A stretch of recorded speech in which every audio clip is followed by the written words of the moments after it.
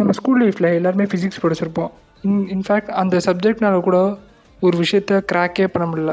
அதான் இந்த பிரபஞ்சத்தோட மிகப்பெரிய மர்மம். ஸோ அதான் டார்க் மேட்ரு.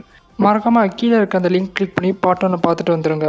ஸோ இது எப்படி சயின்டிஸ்ட் வந்து கண்டுபிடிச்சாங்கன்னா, இப்போது நம்ம பார்க்குற எந்த ஸ்டார்ஸ், டஸ்ட்டு, அப்புறம் ராக்ஸ் இதுக்கு வந்து அதுக்கு தேவையான கிராவிட்டி வந்து அது ப்ரொவைட் பண்ணிக்கிறது. ஸோ அப்போ தான் வந்து ஸ்ட்ரேஞ்சாக சயின்டிஸ்ட்லாம் கண்டுபிடிச்சாங்க.